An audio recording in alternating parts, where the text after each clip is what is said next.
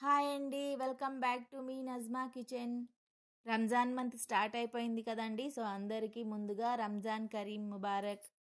రంజాన్ స్పెషల్గా గోంగూర చికెన్ ఎలా చేయాలో చూసేద్దామండి. మరి ఇక్కడ నేను గోంగూర కుక్కర్లో చేస్తున్నానండి.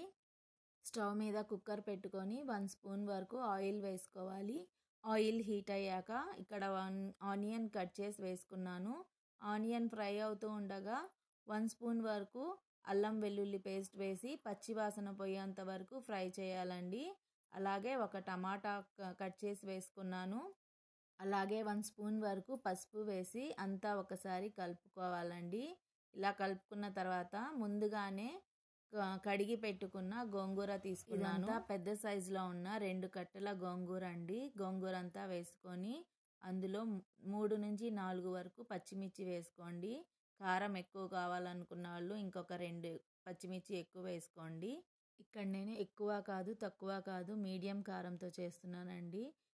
ఇలా ఒకసారి అంతా గోంగూర అంతా కలుపుకొని ఇందులో 1/2 గ్లాస్ వరకు వాటర్ వేసుకోండి. ఇంకొకసారి గోంగూర అంతా ఒకసారి కలుపుకొని కుక్కర్ మూత పెట్టి విజిల్ పెట్టుకొని 2 to 3 విజిల్స్ వస్తే సరిపోతుందండి. ఇప్పుడు కుక్కర్ని సైడ్కి పెట్టుకొని స్టవ్ మీద ఇంకొక కడాయి పెట్టుకుందామండి. ఇక్కడ నేను 6 స్పూన్స్ వరకు ఆయిల్ వేసుకుంటున్నానండి. మీరు ఒక పెద్ద టీ స్పూన్తో 3 స్పూన్స్ వరకు వేసుకోండి, సరిపోతుంది. ఆయిల్ హీట్ అయ్యాక ఇక్కడ నేను 2 మీడియం సైజ్ ఆనియన్స్ కట్ చేసి వేసుకుంటున్నానండి.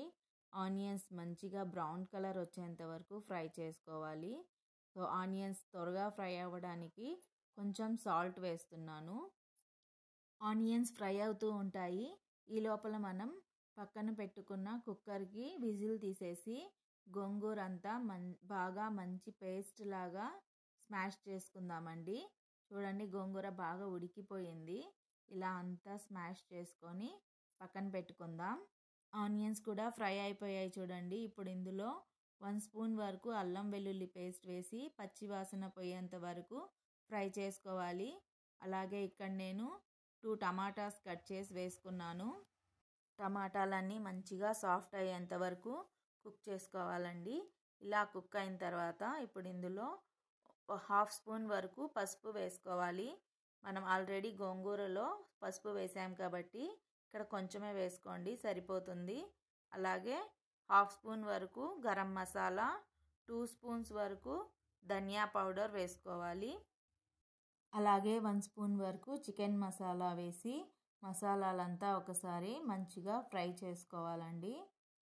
ఇలా ఫ్రై అయిన మసాలాలో ఒక 2 స్పూన్స్ వరకు కారం వేసుకోండి. స్పైసీగా తినాలనుకున్న వాళ్ళు ఇంకొక 1/2 స్పూన్ వరకు కారం వేసుకోండి. ఇప్పుడు ఇందులో ముందుగానే వాష్ చేసి పెట్టుకున్న 1/2 kg చికెన్ వేసుకోవాలి. చికెన్ అంతా వేసుకొని మసాలాలంతా చికెన్కి పట్టేలా బాగా ఒకసారి కలుపుకోవాలండి. ఈ గోంగూర చికెన్ బగారా రైస్లోకి అలాగే చపాతీలోకి చాలా బాగుంటుందండి. ఇలా చికెన్ అంతా కలుపుకొని ఇందాక మనం ప్రిపేర్ చేసి పెట్టుకున్నాం కదా గోంగూర, ఆ గోంగూర అంతా చికెన్లోకి వేసేసుకొని మొత్తం ఒకసారి కలుపుకోవాలండి. ఇప్పుడు ఈ గోంగూర చికెన్ అంతా ఇంకొకసారి మొత్తం కలిసేలా కలుపుకోవాలి. ఇలా అంతా కలుపుకొని చికెన్ సాఫ్ట్గా కుక్ అయ్యేంత వరకు కుక్ చేసుకోవాలండి.